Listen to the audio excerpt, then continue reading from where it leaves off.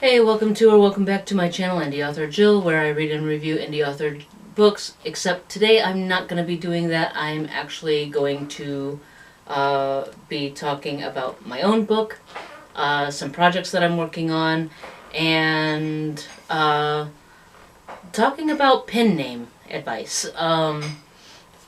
So, to we'll start with the projects. Obviously, I'm doing the 100 book project where I'm drawing the names and everything. But I'm actually working on another project that will launch in December. I've got 25 different Christmas themed books. And so, for instance, I drew Crimson the Chroma Veiled. I read Crimson the Chroma Veiled, and then I just picked one of my Christmas books. I read that one, even though I drew the name for the number 4, Shattered Lives. I will be reading Shattered Lives after that. So it was like Crimson the Chroma Veiled, Christmas book, Shattered Lives, Christmas book, and on and on. So there's a Christmas book that I'm reading in between each books. Mainly because in December I would like to do the same thing I did last year, which is just take December off and just enjoy spending time with the family.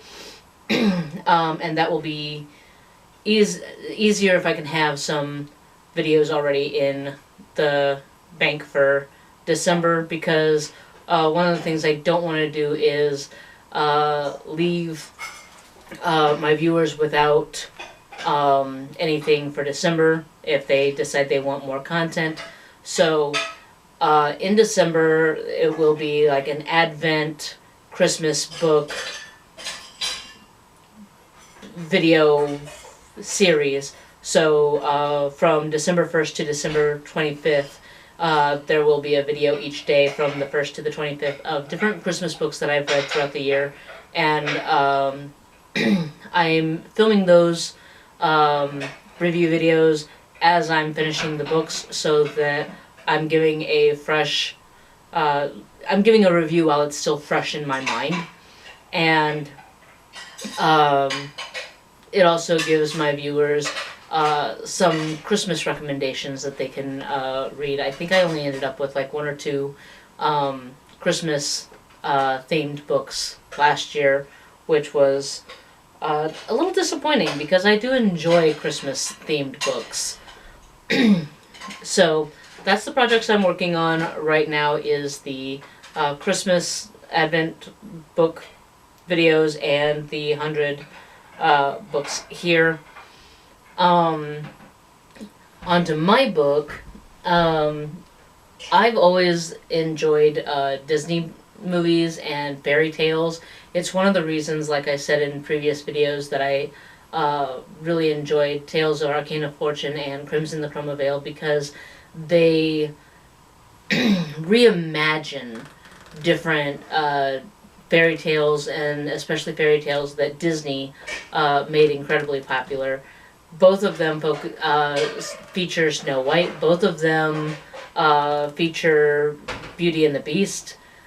They both mention Rumpelstiltskin. And I just enjoy seeing their take on these stories. And it's one of the reasons why I feel like the authors are kind of kindred spirits to me, because I've done the same thing with my own books. And it's just kind of nice to see that I'm not the only one that is inspired by these stories. So in Tawny Dellis, the Cursebreakers arrive. Tawny Dellis is a town in Massachusetts, and the whole town becomes cursed because of the founder. The founder has cursed the entire town because of an injustice, which gets explained in the book. Now, it is a thick book, but there are 3 different stories here.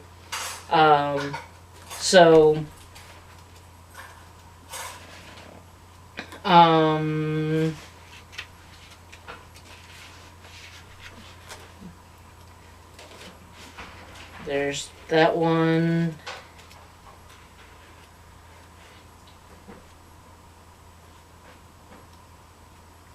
2B. Oh, okay.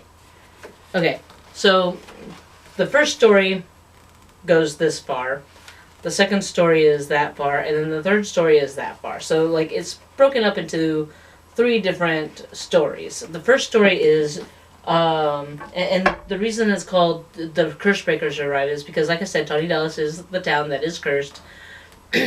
Each story features another kid that has moved into town, and these 3 kind of start the process of breaking the curse, because the curse kind of went haywire, and rather than being just one big curse that needs to be broken, it has broken into several little curses that need to be broken. For instance, in Joey's book, the very first story, The Cursed Cookbook, Joey finds a cookbook, and everything he makes from this cookbook, it comes to life, the food comes to life and makes a mess, and he's got to figure out how to break the curse on the cookbook.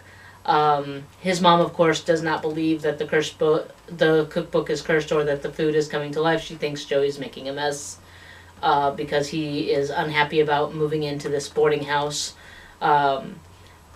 Joey and his mom are both modeled after Kanga and Roo from the Winnie the Pooh stories, and the other characters are also modeled after Winnie the Pooh characters.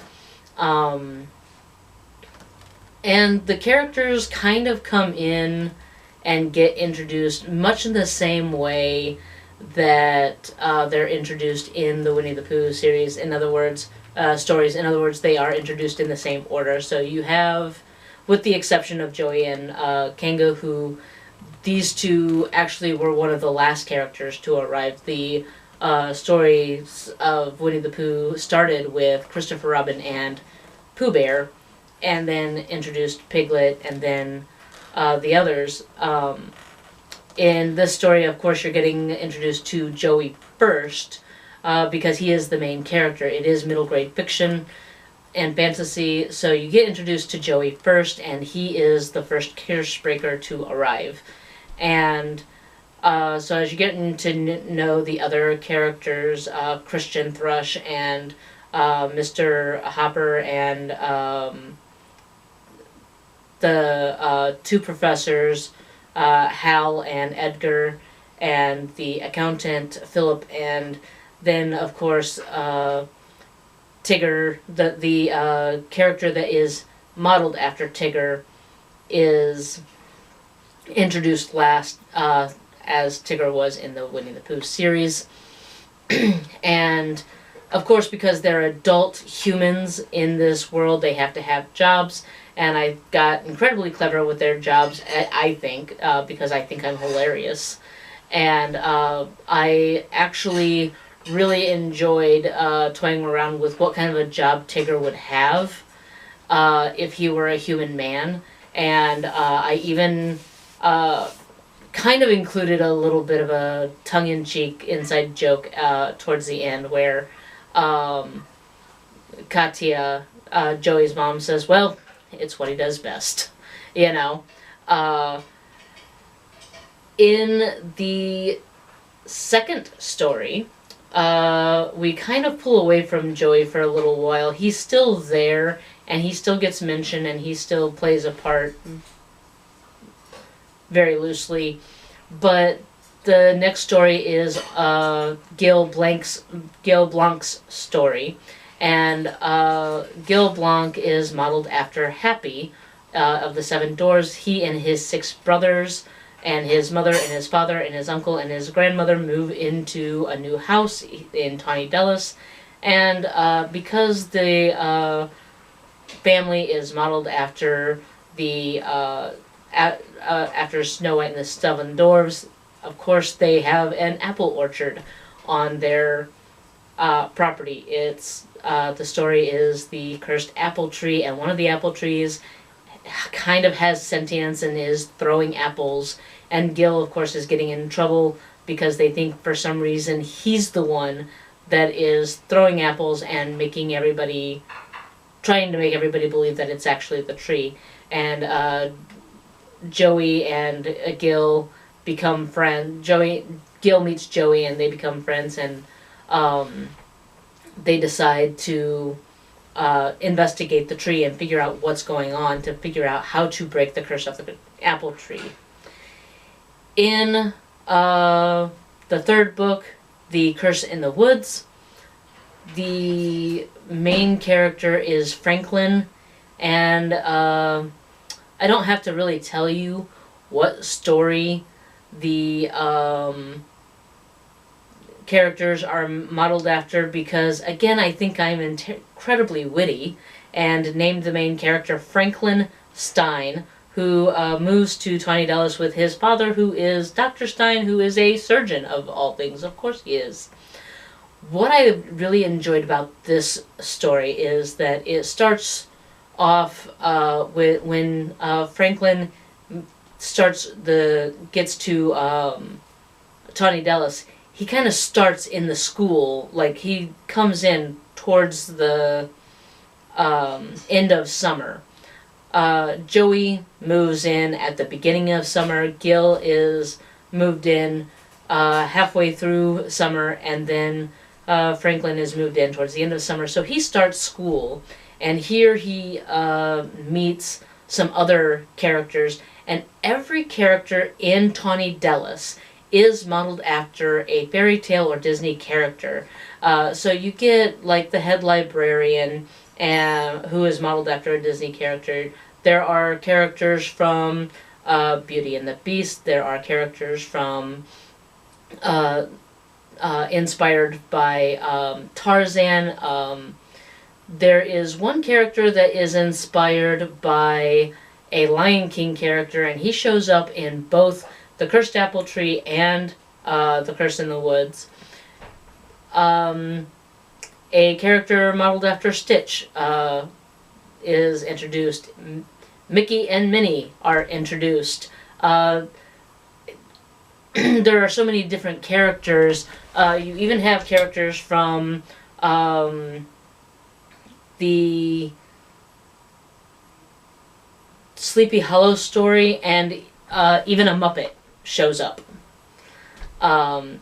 He will eventually go on to have his own thing his own story. Actually, two Muppets show up.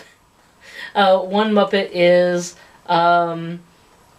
becomes friends with Franklin. The other one becomes a teacher that's not his teacher. And then while you're going through this school with these kids, you find out you can maybe see some of the teachers are modeled after different characters. I think one of them was modeled after Milo from Atlantis, and one was modeled after Kronk from Emperor's New Groove. Because I just thought that Kronk being a middle school teacher was not that far of a cry from him being a camp counselor like he is in Emperor's New Groove. None of them obviously have their names. Very few of them look like there's a similarity in like the humans that they do. The human cartoon characters, or the human fantasy and fictional and fairy tale characters are still human. They just take on a bit more of a modern look than, for instance, you won't see Kronk looking like a Peruvian guard or things like that.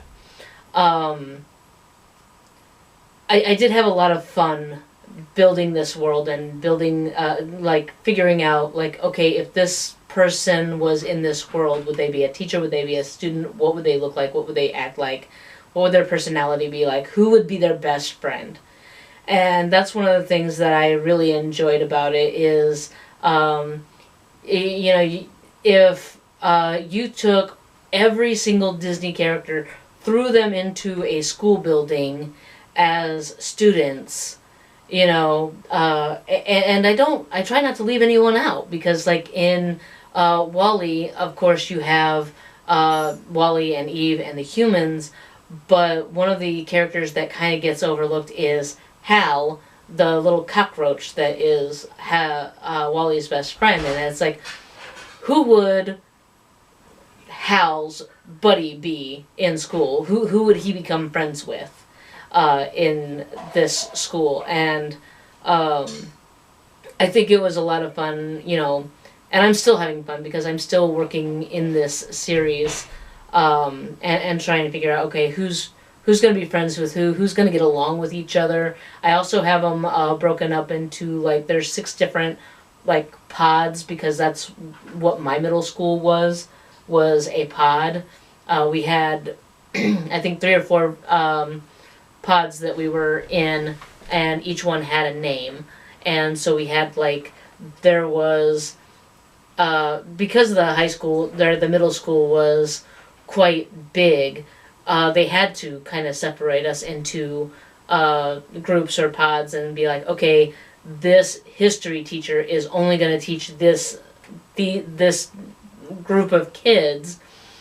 And you still ended up with this poor teacher having 6 classes a day of 20 to 30 kids in each class. So you can imagine if she had to try and teach every single kid in her grade level, if they didn't have the 4 different pods. And because the fairy tale universe and the Disney universes and all, and all that are so massive, it just made sense that there were going to be 6 pods. And of course the 6 pods are kind of modeled after the different kingdoms in Disney World.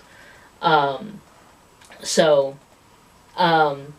don't feel like anything is so closely associated that I have to worry about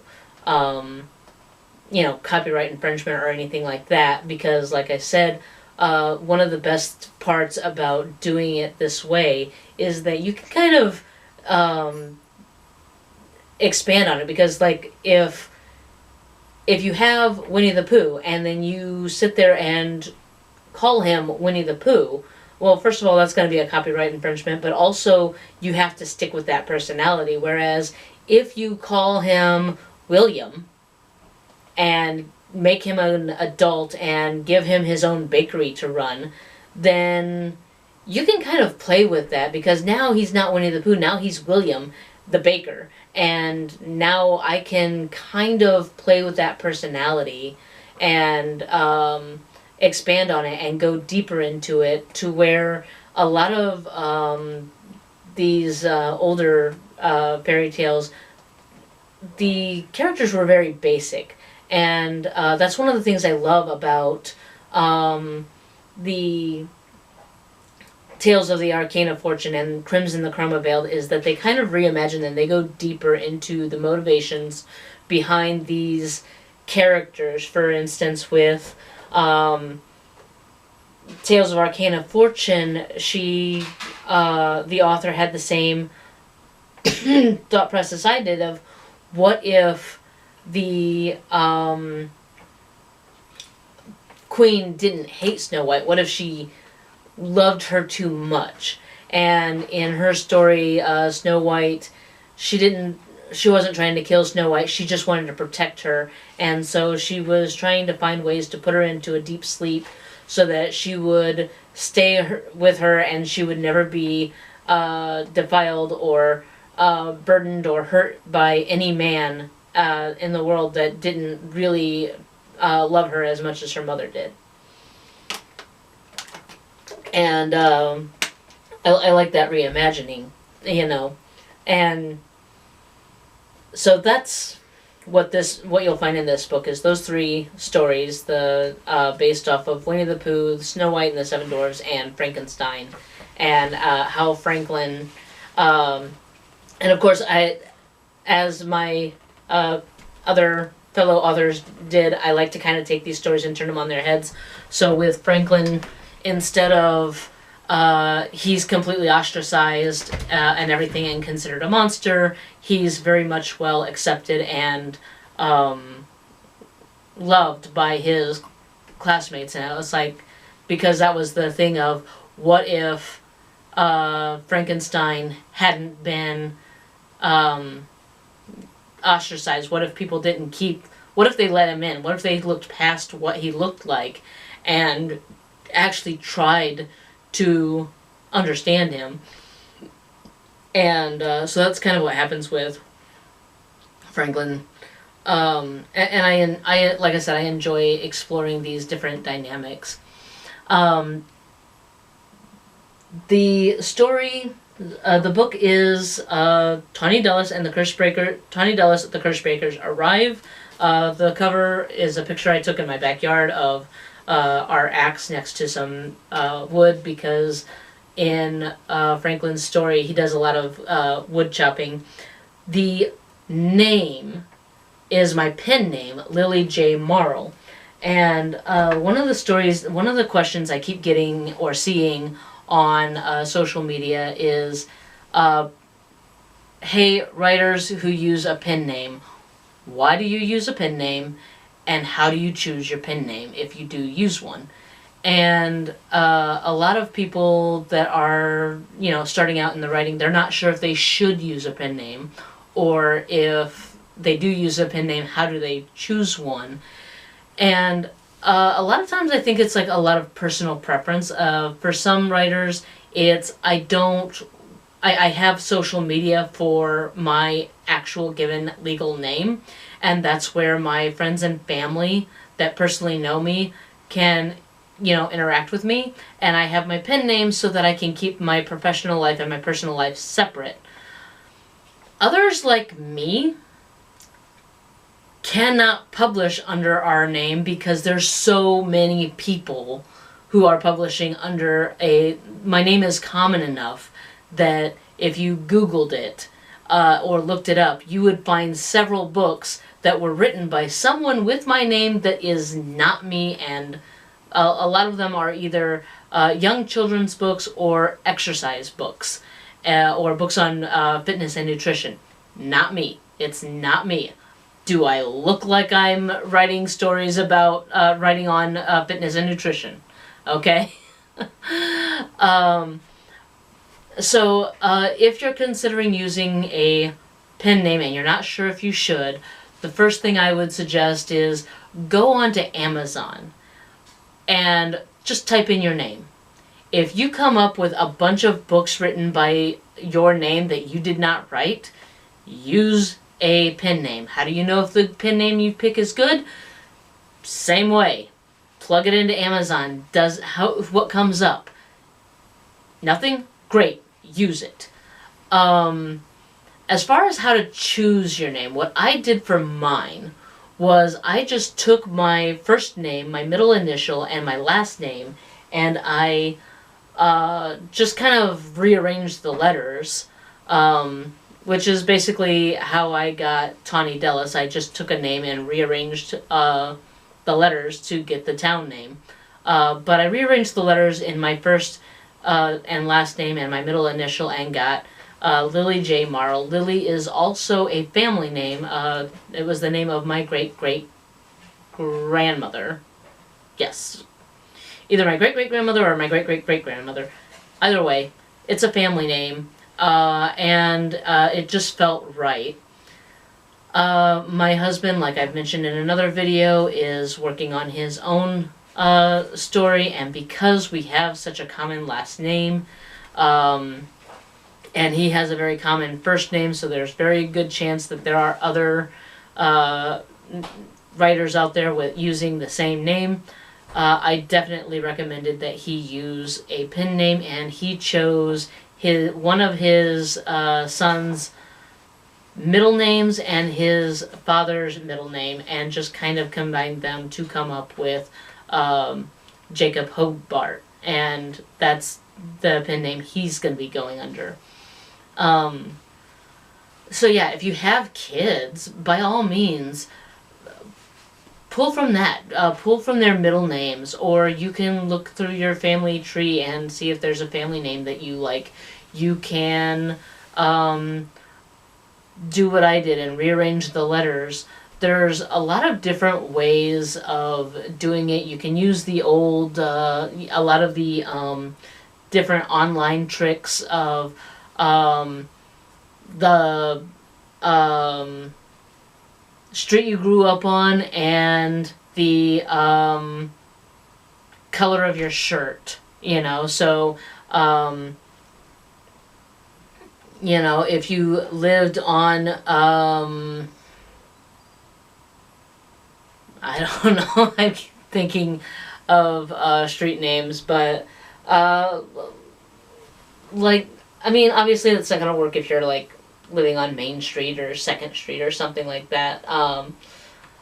For instance, my mother-in-law, she lives on, the street she lives on is Main Street, so that doesn't work. But like my brother, he lives on Porter Avenue, so he could use Porter as, like, if he wanted to, he could use his middle name and his street name, and he would be Adam Porter, or something to that effect,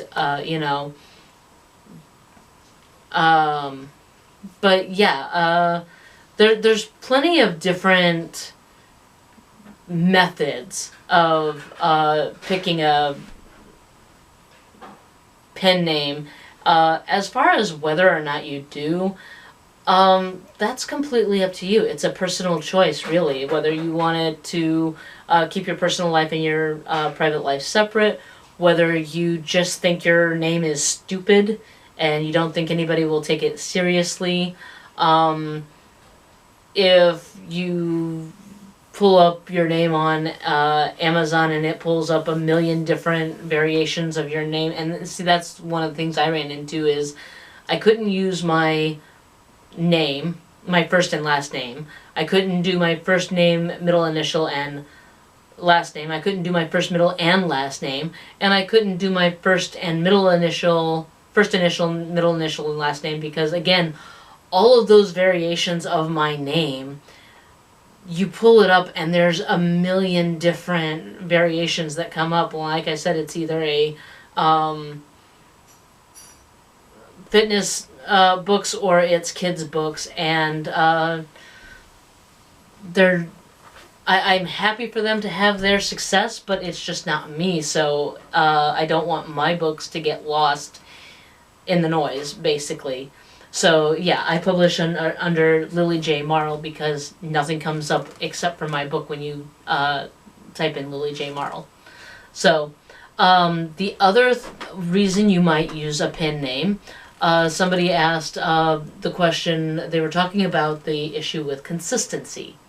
If you're going to write a book and you're writing science fiction, but then you also want to write horror, and you want to write, like, there's one person that she's like, I just want to write all the things. I don't necessarily stick to a genre. I just like to write what catches me, and sometimes it's horror, and sometimes it's fantasy, and sometimes it's slice of life, and whatever.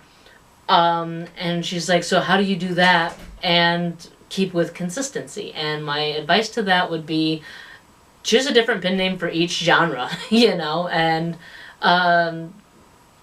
several other writers have done that very thing. They've written under pen names for different genres, because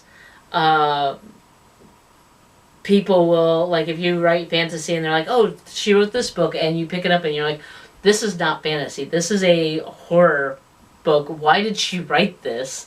You're gonna, you kind of lose the trust of your fantasy fan base because you wrote a horror book, and they're like, well, now I gotta be careful of which one of her books I pick up, because if she's, I want to read her fantasy books, I don't want to read her horror books. But if you publish the horror books under a different moniker, then you keep that trust and you keep that consistency. As usual, the book will be linked in the description below until I get finished with what am I working on now? Shattered Lives? Yeah, Shattered Lives. Until I get done with that, I guess I will see you later.